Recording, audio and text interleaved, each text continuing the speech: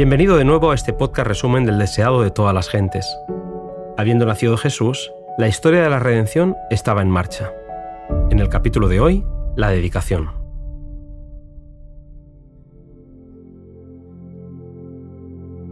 «40 días después de su nacimiento, conforme a la ley judaica, Jesús fue llevado a Jerusalén para ser presentado en el templo.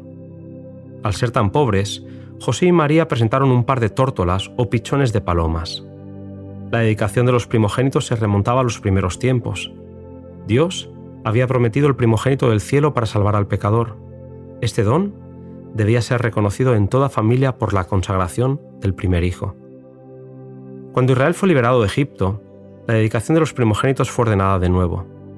Ante la negativa de Faraón para dejar marchar a su pueblo, el ángel destructor recibió la orden de matar a los primogénitos de hombres y animales de entre los egipcios, pero los israelitas recibieron la indicación de rociar sus dinteles con la sangre de un cordero inmolado para que sus primogénitos fueran perdonados.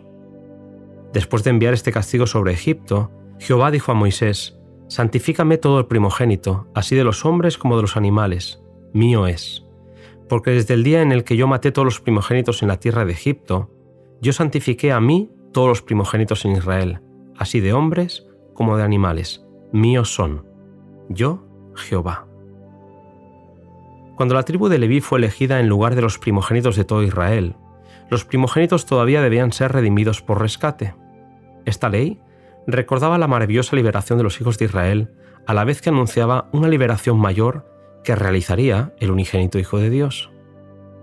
El sacerdote tenía en sus manos al niño al que todos los niños habían anunciado, pero no fue consciente de ello. La presentación de niños era escena común, y los sacerdotes cumplían con la rutina de su trabajo casi sin prestar atención a los padres o a los niños, a menos que notase algún indicio de riqueza o de alta posición social en los padres. En el caso de José y María, evidentemente eran pobres y el sacerdote, después de sostener al niño delante del altar, se lo devolvió a su madre. Inscribió el nombre de Jesús en el rollo de los primogénitos, pero no sospechó que se trataba de la majestad del cielo, el Rey de Gloria. Todo aquel ritual estaba por perder su significado porque aquel al que todo el ritual anunciaba ya había llegado. Jesús era el pacificador, el gran yo soy. Era el deseado de todas las gentes, la raíz, la posteridad de David, la brillante estrella de la mañana. Aquel niñito impotente era la esperanza de la humanidad caída. El niño por quien se pagara el rescate era aquel que había de pagar la redención de los pecados del mundo entero. Aunque el sacerdote no vio nada llamativo en aquel niño, hubo un hombre justo llamado Simeón, que guiado por el Espíritu, pudo ver en aquella familia y particularmente en el niño a la consolación de Israel, aquel a quien tanto había deseado ver. Al tomarlo en brazos, el anciano Simeón pudo agradecer a Dios por ver al que tanto había anhelado conocer. Después de dedicarle unas palabras proféticas a María, Simeón les devolvió el niño a sus padres.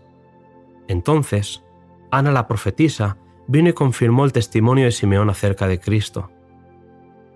Los líderes religiosos, aunque tenían delante de ellos las profecías bíblicas, no tenían ojos abiertos para contemplar la verdad, puesto que no andaban en el camino del Señor. Elena White afirma que así sucede todavía. Los hombres reconocen a Cristo en la historia mientras que se apartan del Cristo viviente. María reflexionó en la amplia y profunda profecía de Simeón. Aunque conocía las profecías referentes al Mesías, no entendía la misión de Cristo. No entendía que Jesús fuera a ser luz revelada a los gentiles y no era capaz de ver en ese momento el bautismo de sufrimiento por cuyo medio debía ganar el trono de David. Simeón había dicho: «Una espada traspasará tu alma», y estas palabras tuvieron su máximo cumplimiento cuando María vio a Jesús colgado en la cruz. Simeón había anunciado que la realidad del reino tiene que ver con la humillación. El creyente ha de caer en la roca para poder ser levantado en Cristo. El yo debe ser destronado. El orgullo debe ser humillado si queremos conocer la gloria del reino espiritual. Pero los judíos no estaban dispuestos a pasar por la humillación y por lo tanto no quisieron recibir a su Redentor.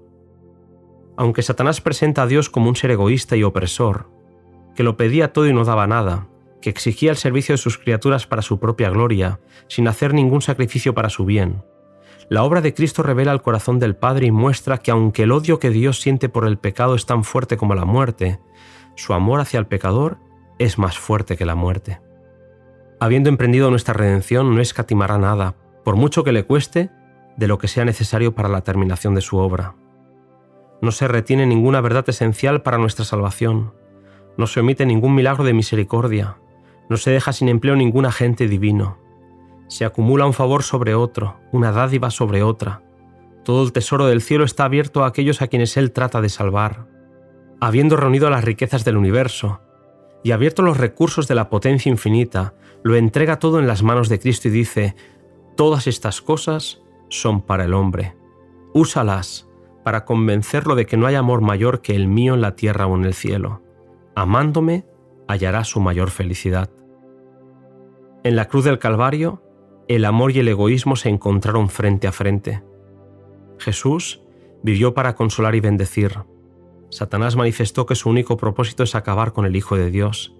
Desde el pesebre hasta la cruz, la vida de Jesús fue una vocación de entrega de sí mismo, y los que se dejan guiar por el Espíritu Santo se sienten atraídos hacia Él. Por otra parte, los que se adoran a sí mismos pertenecen al reino de Satanás. En el día del juicio final, ante la visión del Calvario con su víctima misteriosa, los pecadores quedarán condenados.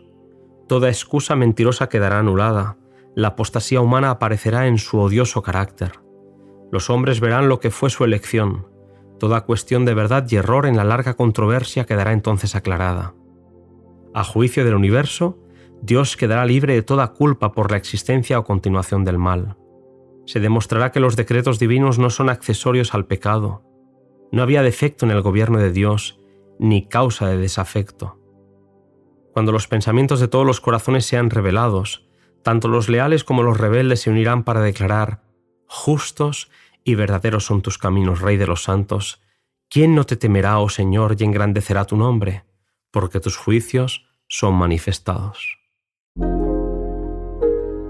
Gracias, querido amigo, por acompañarme en este precioso relato de la vida de Jesús. En el siguiente capítulo, los magos del Oriente nos señalan que su estrella hemos visto.